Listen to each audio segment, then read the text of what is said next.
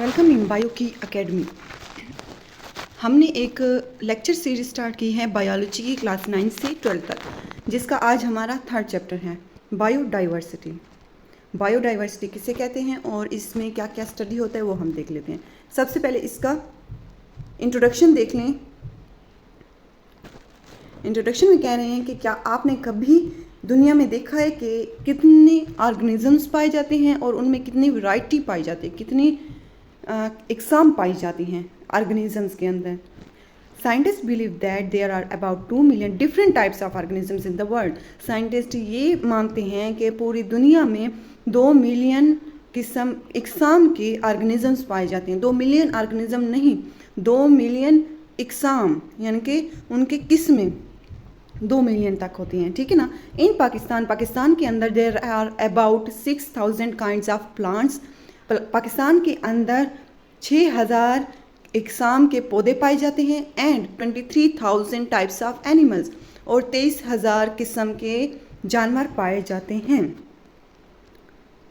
Although these organisms share many common characters, they are different in size, shape, color, morphology, behavior and reproductive systems। और इन organisms के आपस में बहुत सारे कुछ common characters भी पाए जाते हैं और कुछ different characters भी पाए जाते हैं, जैसे कि size, shape, color, morphology, behavior, reproductive method और इस किस्म के। इन सब के बारे में हम आगे जाकर पढ़ते हैं, ठीक है ना। ये सारा का सारा इंट्रोडक्शन है, इसमें इतनी ज़्यादा अहम चीज़ें नहीं हैं, ठीक है। इसके बाद हम देखते हैं, ये बॉक्स देख लें। सबसे पहले at least about 40% of the world economy and 80% of the needs of the poor are derived from biological resources.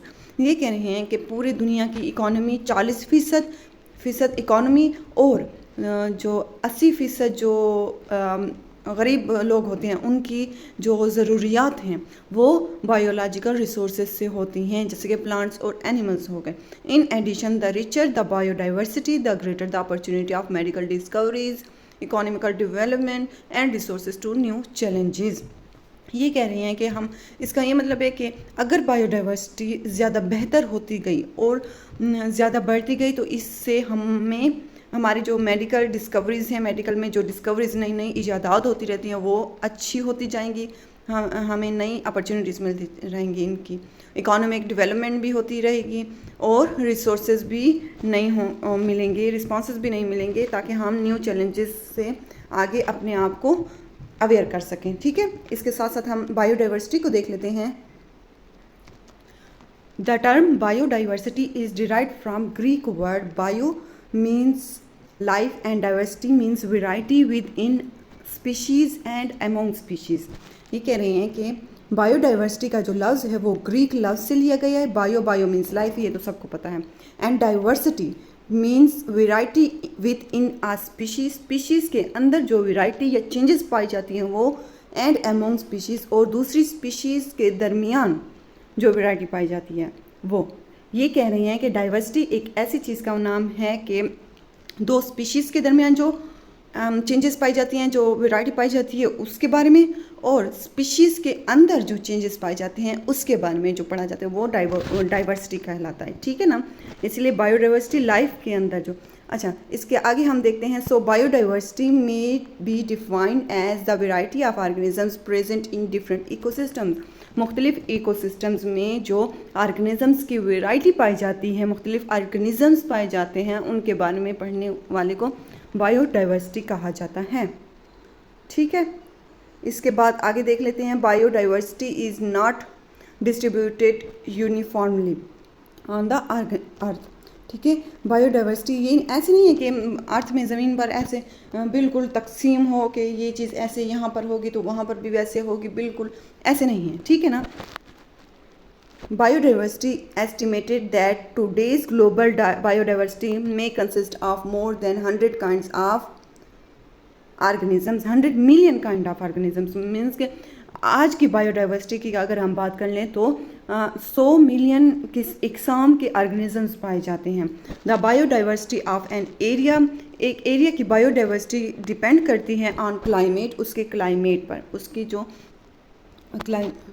Climate, altitude and composition of soil etcetera, ये कह रही हैं कि किसी भी एरिया की बायोडाइवर्सिटी डिपेंड करती है उसकी क्लाइमेट पर, उसके एल्टीट्यूड और उसकी कंपोजिशन ऑफ सॉइल पर, मीन्स कि उसके एटमॉस्फेयर पर बहुत ज़्यादा असर पड़ता है, ठीक है ना। एटमॉस्फेयर का असर होता है बायोडाइवर्सिटी पर।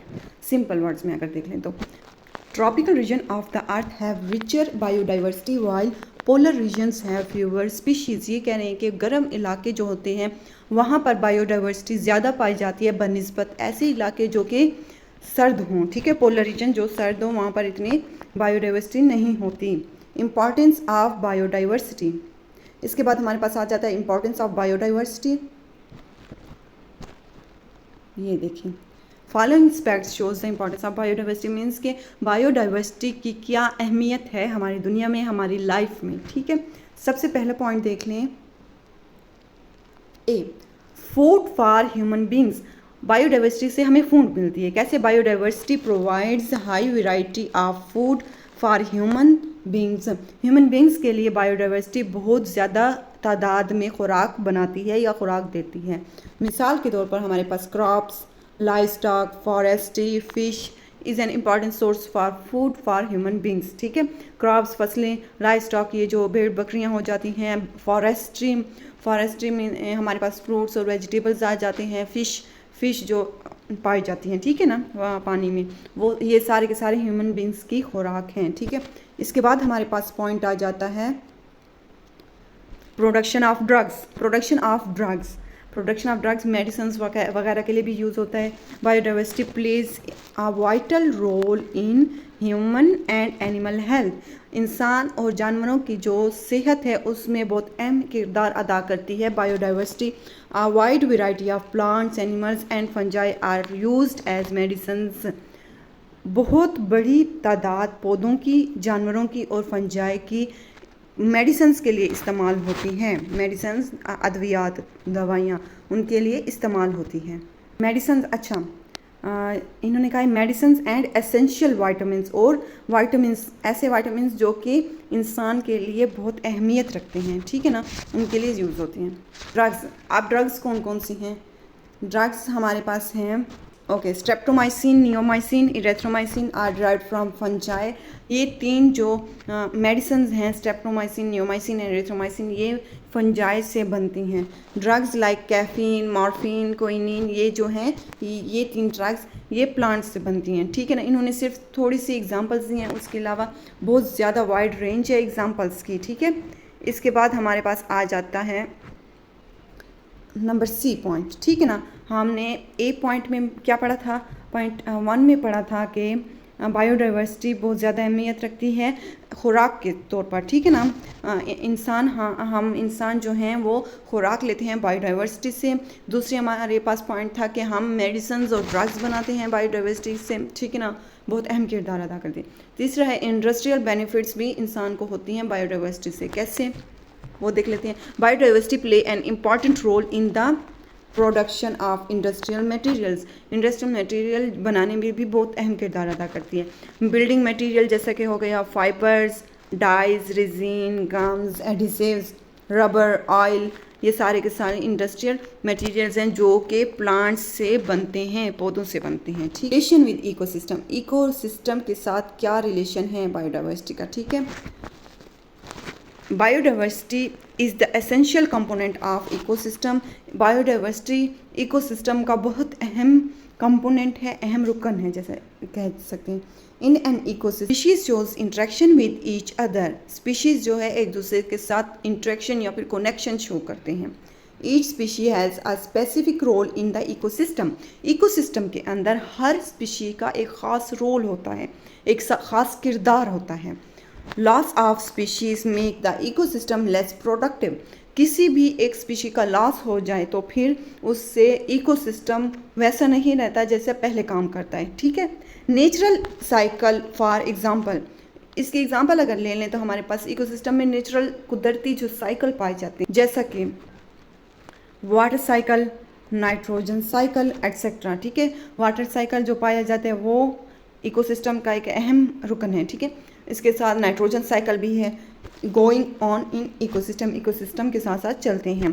Fertility of soil, balanced climate and numerous other factors depend upon its biodiversity.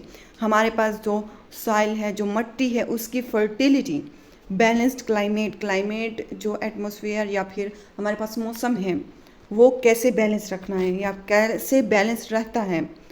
और इसके अलावा बहुत से फैक्टर्स किस चीज़ पर डिपेंड करते हैं, बायोडाइवर्सिटी पर डिपेंड करते हैं उस इलाके की, ठीक है। अच्छा, साइंटिफिक इन्फॉर्मेशन ज़रूर देखा करें क्योंकि ये MCQs पॉइंट ऑफ व्यू से बहुत ज़्यादा इंपॉर्टेंट होते हैं, ठीक है ना, और इससे MCQs अक्सर आते रहते हैं। There are 130,000 plants which depend on bees for pollination. हाँ, दुनिया में 130 किस्म के पौधे ऐसे हैं कि जो सिर्फ और सिर्फ पोलिनेशन के लिए बीज पर डिपेंड करते हैं, ठीक है ना। और 1/3 of all our food, fruits and vegetable would not exist without pollinator visiting the flowers. अगर ये पोलिनेटर्स ना होते, बीज ना होते, तो हमारा 1/3 जो हिस्सा है, ठीक है ना, तीसरा हिस्सा है जो खुराक का या फिर फ्रूट या वेजिटेबल्स का, वो ना होता, ठीक है, सिर्फ और सिर्फ पोलिनेटर्स की वजह से ये पाए जाते हैं। इसके बाद आ जाते हैं हम क्लासिफिकेशन ऑफ ऑर्गेनिजम्स के अंदर। ऑर्गेनिजम्स की क्लासिफिकेशन कैसे होती है और किस तरह से होती है, साइंटिस्ट कैसे क्लासिफाई किया एक साइंटिस्ट ने ऑर्गेनिजम्स को, वो सारा का सारा रीड करते हैं, ठीक है। Biologist have identified and described about 2 million kinds of organisms. Biologist ने 2 मिलियन किस्म के ऑर्गेनिजम्स आइडेंटिफाई की हैं, बताए हैं। 0.5 मिलियन टाइप्स ऑफ प्लांट्स, जिसमें 0.5 मिलियन जो हैं वो सिर्फ पौधे हैं, और 1.5 मिलियन एनिमल्स, और 1.5 मिलियन जानवर पाए जाते हैं। ये आपके MCQs के पॉइंट ऑफ व्यू से बहुत इंपॉर्टेंट पॉइंट्स हैं, ठीक है ना। There are only a small percentage of total kinds of estimated to live on the earth. To study such a large collection of organisms, biologists classify them. Means के ये कह रहे हैं इतनी बड़ी तादाद में जो ऑर्गेनिजम्स पाए जाते हैं उन्हें स्टडी करने के लिए उसे क्लासीफाई किया गया है, क्लासिफिकेशन उसकी की गई है, ठीक है ना। क्लासिफिकेशन की डेफिनेशन ये है कि क्लासिफिकेशन इज़ अ मेथड, एक ऐसा मेथड है बाय विच जिसके ज़रिए बायोलॉजिस्ट डिवाइड ऑर्गेनिजम्स को डिवाइड करते हैं इनटू ग्रुप्स में एंड सब ग्रुप्स, और उसके भी ग्रुप्स में, सब ग्रुप्स में, ऑन द बेसिस ऑफ, कौन सी बेसिस पर, सिमिलैरिटीज़, एक दूसरे के साथ जो चीज़ करैक्टर्स या चीज़ें सिमिलर होते हैं उसकी बुनियाद पर, एंड डिफरेंसेस, और एक दूसरे के साथ जो अलग अलग करैक्टर पाए जाते हैं। सिमिलैरिटीज़ और डिफरेंसेस का तो आपको पता होगा कि क्या होती है, ठीक है ना। ऑर्गेनिजम्स में जो सिमिलैरिटीज़ और डिफरेंसेस पाए जाते हैं उसकी बुनियाद पर ऑर्गेनिजम्स को ग्रुप्स और सब ग्रुप्स में डिवाइड करने वाले मेथड को क्लासिफिकेशन कहा जाता है। ये डेफिनेशन भी बहुत इंपॉर्टेंट है आपके लिए, ठीक है। इसके बाद बेसिस ऑफ क्लासिफिकेशन, क्लासिफिकेशन के बेसिस कौन से हैं, बुनियाद कौन सी है, उसके बारे में देख लेते हैं। Aristotle classified organisms on the basis of habitat. Aristotle ने जो ऑर्गेनिजम्स को क्लासिफाई किया है वो कौन सी बुनियाद पर किया था, हैबिटेट। वहाँ वो ऑर्गेनिजम्स जिस जगह पर रहते हैं उससे हैबिटेट कहा जाता है, ठीक है ना। तो हैबिटेट एयर भी है, हैबिटेट जो हैं वो एयर, वाटर और लैंड तीनों होते हैं, ठीक है ना। कुछ ऑर्गेनिजम्स हवा में उड़ते हैं, ठीक है, हवा में उड़ते हैं, जैसे कि बर्ड्स, पानी में रहते हैं जैसे कि फिशेज, लैंड में रहते हैं जैसे कि ह्यूमन बींग या फिर एनिमल, ठीक है। However, it was not justified as animals in one group may have nothing in common except their habitat. लेकिन इसके बाद ये बहुत मुश्किल हो जाता था इसे स्टडी करना, क्योंकि एक ही सिर्फ हैबिटेट की बुनियाद पर सारे के सारे ऑर्गेनिजम्स को एक ग्रुप में नहीं रख सकते थे, ठीक है ना। फॉर एग्जांपल, मिसाल के तौर पर फिश एंड टर्टल के not placed in one group. Fish और टर्टल जो है इन दोनों को एक ग्रुप में नहीं रख सकते थे, क्योंकि टर्टल जो है वो बाहर भी आता रहता था, लैंड में भी रहता था, जबकि फ़िश जो है वो सिर्फ और सिर्फ पानी में रहती थी, ठीक है ना। तो लेटर बाद में biologist began to classify organisms on the basis of physical characteristics.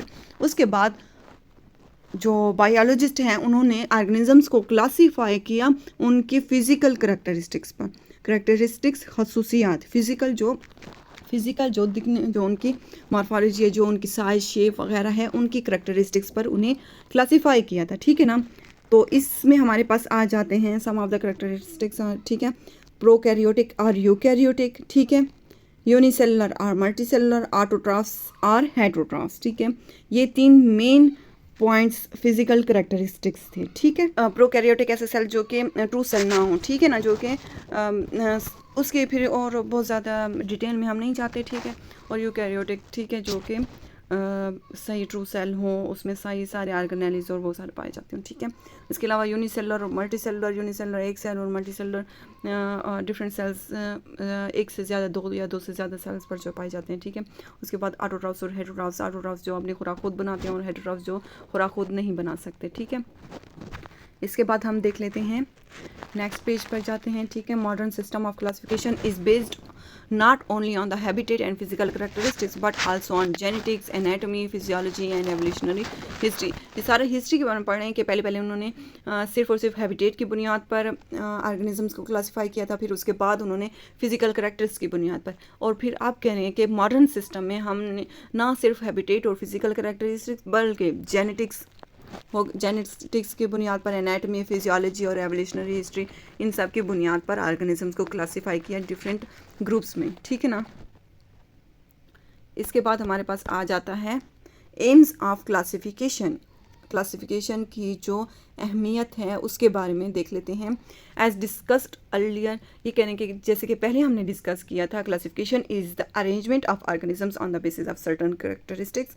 Classification जो है ऑर्गेनिजम्स की एक ऐसी अरेंजमेंट है जो कि ख़ास किस्म के खसूसियात पर की बेस पर होती है। ठीक है, बुनियाद पर होती है। The AIIMS of classification the aims of classifying organism into certain groups are, इनकी जो एम्स हैं वो कौन कौन सी हैं उसके बारे में देख लेते हैं। हमारे पास एम्स में आ जाता है सबसे पहले to determine similarities and differences among organisms so that they can be studied easily। मकसद क्या है, हमने इसीलिए सिमिलैरिटीज़ और डिफरेंसेस की बुनियाद पर ऑर्गेनिजम्स को क्लासीफाई किया ताकि उससे आसानी से स्टडी किया जा सके। टू प्रोवाइड एन आइडिया, ताकि एक आइडिया प्रोवाइड कर सके about the sequence of evolution. Evolution में सीक्वेंस कैसा रहा ऑफ ऑर्गेनिजम्स का, from simple to complex, simple से कॉम्प्लेक्स तक ऑर्गेनिजम्स का जो सीक्वेंस रहा, वो उसके बारे में जो एक आइडिया देना होता है वो भी इसी क्लासिफिकेशन के जरिए दिया।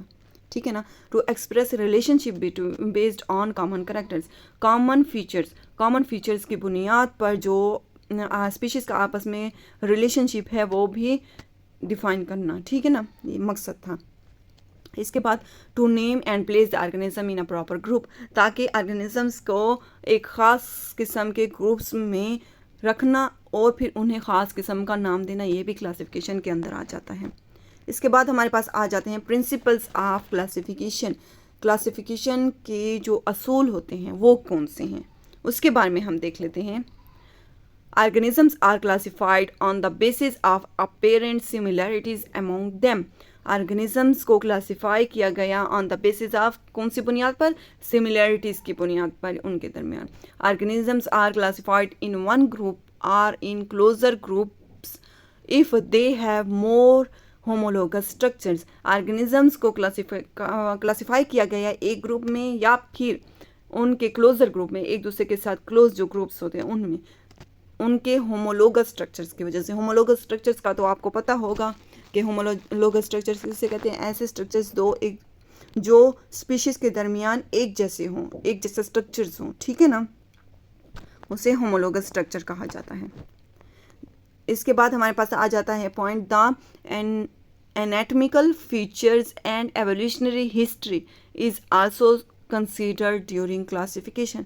क्लासिफिकेशन के दरमियान जो एवोल्यूशनरी हिस्ट्री में जो एवोल्यूशन है उसे भी देखा जाता है, और उनके फीचर्स जो एनाटॉमिकल फीचर्स हैं, जो उनका स्ट्रक्चरल जो फीचर्स हैं, खसूसियात है, उससे भी देखा जाता है। ठीक है, ये इनके असूल थे कि इन सब चीज़ों की बुनियाद पर ही क्लासिफिकेशन की जाएगी। इसके बाद हमारे पास आ जाता है हियरार्ची ऑफ क्लासिफिकेशन। क्लासिफिकेशन कैसे की थी और कैसे उनके स्ट्रक्चर्स थे, वो उन सब के बारे में हम देखते हैं। ठीक है ना, स्वीडिश नेचुरलिस्ट कैरोलस लिनियस 1707 से 1778 तक ये रहे थे। ठीक है, एक स्वीडिश नेचुरलिस्ट थे, उन्होंने प्रपोज किया था क्या अ सिस्टम, एक ख़ास किस्म का सिस्टम ऑफ डिफरेंट रैंक्स मुख्तलिफ रैंक्स रखे थे उसमें, या फिर लेवल्स रखे थे क्लासिफिकेशन के लिए किसकी, ऑर्गेनिजम्स की। उन रैंक्स को क्या कहा जाता था, टेक्सा कहा जाता था, ठीक है, टेक्सा कहा जाता सारे रैंक्स को। और उसका अगर सिंगुलर देख लें तो सिंगुलर में उसे टेक्सोन कहा जाता है। ये एमसीक्यूज के पॉइंट ऑफ व्यू से बहुत अहम पॉइंट है, ठीक है ना, कि सिंगुलर टेक्सोन कहा जाता है और ओवरऑल जितने भी रैंक्स हैं उन सबको टेक्सा कहा जाता है। The taxa are arranged like a ladder, ठीक है, टेक्सा को एक लेडर, एक सीढ़ी के तौर पर अरेंज किया जाता था। From larger or more general to smaller or more specific, ठीक है ना, लार्ज से लेकर स्मॉल तक, ठीक है, पहले सबसे बड़ा, फिर उससे छोटा, फिर उससे छोटा, ऐसे स्मॉल तक ले जाते थे, ठीक है। तो इसमें हम देखते हैं कि सबसे स्मॉल कौन सा है, फिर उससे लार्ज, फिर उससे लार्ज, फिर उससे लार्ज, ऐसे हम देखेंगे, ठीक है। सबसे स्मॉल जो था वो था स्पीशीज़, ठीक है, स्पीशीज़ सबसे स्मॉल था। Is a basic and smallest unit of classification, एक बुनियादी और सबसे छोटी क्लासिफिकेशन की यूनिट थी, ठीक है। Species contain similar organism, species में क्या चीज़ पाए जाते थे, सिमिलर ऑर्गेनिजम्स पाए जाते थे। ये भी एमसीक्यूज के पॉइंट ऑफ व्यू से बहुत अहम पॉइंट है, ठीक है ना। फिर इसके बाद हमारे पास a group of organisms that can naturally interbreed and produce fertile organism offsprings is known as species. Species किसे कहते हैं, एक ऑर्गेनिज्म का एक ऐसा ग्रुप जो कि कुदरती तौर पर एक दूसरे के साथ इंटरब्रीड हो सके और अपने ऐसे ऑफस्प्रिंग पैदा कर सके जो कि आगे भी जाकर अपनी जो स्पीशी है उसे कैरी आउट कर सके, ठीक है, स्पीशीज़ को आगे बढ़ा सके। The member of species have the same number of chromosomes, और इनकी एक और खसूसियत स्पीशी की ये है कि स्पीशीज़ के एक ही नंबर ऑफ क्रोमोसोम्स पाए जाते हैं। मिसाल के तौर पर जितने भी ह्यूमन बींग हैं उनके 46 क्रोमोसोम्स होते हैं, ठीक है ना। इसी तरह और भी जितने भी ऑर्गेनिजम्स हैं उनके क्रोमोसोम्स एक ही नंबर के होते हैं, ठीक है। इसके बाद हमारे पास आ जाता है genus. Genus is the group of species that are similar in some characters, ठीक है। जीनस एक ऐसा ग्रुप है जिसमें बहुत सारे स्पीशीज़ पाए जाते हैं और इसके कौन सी बुनियाद पर, उनके सेम या सिमिलर करेक्टर्स की बुनियाद पर, कुछ, ठीक है, कुछ करेक्टर्स जो सिमिलर होते हैं उनकी बुनियाद पर उन्हें एक जीनस में डाला गया था। Genus is the group of species that are similar in some characters closely related genera plural of genus, ठीक है ना, जनरा प्लूरल है और जीनस जो है वो सिंगुलर है, ठीक है। आर ग्रुप्ड इनटू फैमिलीज, और जब जनरा जो हैं उनके बहुत सारे दो या दो से ज़्यादा जो ग्रुप्स हैं वो इकट्ठे मिलते हैं तो वो फैमिली बनाते हैं, ठीक है। सबसे पहले हमारे पास स्पीशीज़ था, उसके बाद जीनस, फिर उसके बाद हमारे पास आ गया family. Closely related families are grouped into one order, ठीक है। फैमिली के बाद हमारे पास होता है आर्डर, ठीक है। ये जितने भी हैं वो सारे के सारे सिमिलरिटीज़ की बुनियाद पर रखे गए हैं, ठीक है ना। सबसे पहले स्पीशी, फिर जीनस, फिर फैमिली, फिर आर्डर। क्लोजली रिलेटेड जो फैमिलीज होते हैं उन्हें आर्डर में रखा गया। फिर सिमिलरली बिल्कुल इसी तरह closely related orders are grouped into class, जितने भी आर्डर्स एक दूसरे से क्लोजली रिलेट करते हैं उन्हें क्लास में रखा गया, और फिर क्लासेस जितने भी हैं उन्हें फाइलम में रखा गया, और जितने भी फाइलम हैं फिर उन्हें किंगडम में रखा गया था, ठीक है ना। जितने भी क्लोजली रिलेटेड जो फाइलम्स होते थे उन्हें किंगडम में रखा गया था। यहाँ देखें, the kingdom is the largest taxon of the classification system. Classification system का सबसे बड़ा जो टेक्सोन है वो क्या है, किंगडम है, ठीक है ना। यहाँ पर आप एग्जाम्पल भी देख लें, ये देखें हमारे पास इन्होंने एग्जाम्पल ये वाली दी। ओके, सबसे पहले हमारे पास आ जाता है पेंथ्रापार्डस। पेंथ्रापार्डस जो है इसकी हम एग्जांपल देख रहे हैं। स्पीशी जो है पेंथ्रापार्डस है, उसके बाद उसके जीनस जो है वो पेंथ्रा है। फैमिली फिर आ जाती है फिलिडा। आर्डर कार्निवोरा जैसे कार्निवोरस जो मीट ईट करते हैं, ठीक है ना। उसके बाद क्लास मैमेलिया मैमल्स में आ जाते हैं। फिर फाइलम कॉर्डेटा, जिसकी जो कॉर्डेटा और उसमें आ जाते हैं, ठीक है, कॉर्डेट्स। इसके बाद फिर किंगडम एनिमल्स में आ जाते हैं, ठीक है ना। सबसे बड़ा किंगडम है, बड़ा जो उसका टेक्सा है किंगडम। फिर उसके बाद फाइलन, फिर क्लास, ऑर्डर, फैमिली, जीनस और स्पीशीज सबसे स्मॉलेस्ट उसका टेक्सोन है, ठीक है। इसके ये हमारा हो गया। इसके बाद हम इसे देख लेते हैं। हमारे पास जितने भी टेक्सोन हैं एग्जांपल्स दिए गए हैं, मैन की, अमीबा, मस्टर्ड, मशरूम्स, इन सब के जो सारे के सारे टेक्सोन हैं उसके नेम्स लिखे गए हैं। हम मैन का देख लेते हैं, ह्यूमन बींग्स का देख लेते हैं। सबसे बड़ा जो उसका किंगडम है, ठीक है ना, किंगडम को देख लेते हैं। सबसे पहले मैन का देख लेते हैं। मैन का जो किंगडम है वो सॉरी मैन का जो किंगडम है वो एनिमेलिया है, ठीक है ना। और फिर अगर फाइलम देख लें तो फाइलम है कॉर्डेटा, क्लास मैमेलिया, ये सारा हमारे पास ऐसे आ जाता है। और इसके बाद उसकी आर्डर अगर देख लें तो आर्डर में हमारे पास आ जाता है प्राइमेट्स। फैमिली देख लें तो होमिनिडा, ठीक है। जीनस हमारे पास होमो है और स्पीशी होमो सैपियन। मैंने पहले भी आपको बताया है कि स्पीशीज़ का जब नाम रखते हैं तो सबसे पहले उसके जीनस का नाम रखते हैं और उसके बाद उसकी स्पीशी को नाम दिया जाता है, ठीक है ना। होमो सैपियन, अब जैसे कि एग्जांपल के तौर पर देख लें, अगर ये एम्यूबा को देख लें तो एम्यूबा उसके जीनस का नाम है और उसके जो स्पीशी का नाम है वो ये है, ठीक है ना। एम्यूबा प्रोटियस, प्रोटियस उसकी स्पीशी का नाम है और उससे पहले उससे जीनस का नाम दिया गया है, ठीक है। जीनस का नाम पहले रखते हैं और उसके साथ प्रोटियस। तो इस किस्म के कॉन्सेप्चुअल एमसीक्यूज भी आपके पास आ सकते हैं कि जीनस स्पीशी में सबसे पहले जो नेम होता है वो किस चीज़ का नाम होता है। जीनस का होता है, फैमिली का होता है, आर्डर का होता है या किंगडम का होता है, ठीक है ना। तो ये बात आपके जहन में होनी चाहिए। History of classification system, classification system में जो हिस्ट्री हुई है, हिस्ट्री में क्या क्या हुआ था, ठीक है ना। किसने क्या इजाद किया, क्या नहीं किया, कैसे क्लासिफिकेशन सिस्टम बनाएगी, उस सब के बारे में हम डिटेल में देखेंगे, ठीक। Aristotle a Greek philosopher and scientist in 4th BC, BC कहते हैं बिफोर सेंचुरी, ठीक है ना। तो ये एक एरिस्टोटल फिलोसोफर था ग्रीक का, ठीक है ना। ग्रीक एक अलग सिविलाइजेशन थी उस सदी में, ठीक है। तो उसका एक साइंटिस्ट था एरिस्टोटल, बहुत ज़्यादा मशहूर है और साइंटिस्ट भी था। उसने क्या किया था, classified animals and plants on the basis of similarities. उसने एनिमल्स और प्लांट्स को सिमिलैरिटीज़ की बुनियाद पर क्लासीफाई किया था। He listed only a few hundred plants and animals. उसने कुछ 100 की तादाद में पौधों और जानवरों को लिस्ट किया था, उसकी लिस्ट बनाई थी। He and his peoples grouped plants as grasses, brushes and trees and animals as aquatic or terrestrial, ठीक है ना। उसके जो लोगों ने, उसके जो स्टूडेंट्स कह सकते हैं, उन्होंने क्या किया था, प्लांट्स पौधों में जो ग्रास होती हैं, बुशेस होती हैं, ट्रीज़ पौधे होती हैं वगैरह, जो दरख्त होते हैं, उन्हें लिस्ट किया था। और एनिमल्स में सिर्फ एक्वाटिक एंड टेरेस्ट्रियल, मतलब कि जो वो जानदार जो पानी में रहते हैं उससे लिस्ट किया था, और वो जो टेरेस्ट्रियल जो के ज़मीन पर रहते हैं उससे लिस्ट किया था, ठीक है ना। तो उसने सिर्फ इतना ही काम किया था। उस सदी में ये काम करना भी बहुत बड़ी बात होती थी, ठीक है। इसके बाद हमारे पास आ जाता है कंट्रीब्यूशन ऑफ अबू उस्मान उमर अल जहीज़। इसके बारे में पहले भी हम पढ़ चुके हैं पहले चैप्टर्स में, ठीक है ना। तो इसने कौन सी कंट्रीब्यूशंस की थी, Abu Usman wrote a book, उसने एक बुक लिखी थी एनिमल्स पर जिसका नाम था किताब अल हयावान, ठीक है। विच कंसिडर्ड ऑफ 7 वॉल्यूम्स, उसके 7 वॉल्यूम्स थे, ठीक है, प्रिंटेड एडिशन में थे, ठीक है। उस बुक में उसने 350 स्पीशीज़ के खसूसियात बताई थी, किसकी, एनिमल्स की 350 स्पीशीज़ जो हैं उनकी खसूसियात बताई थी।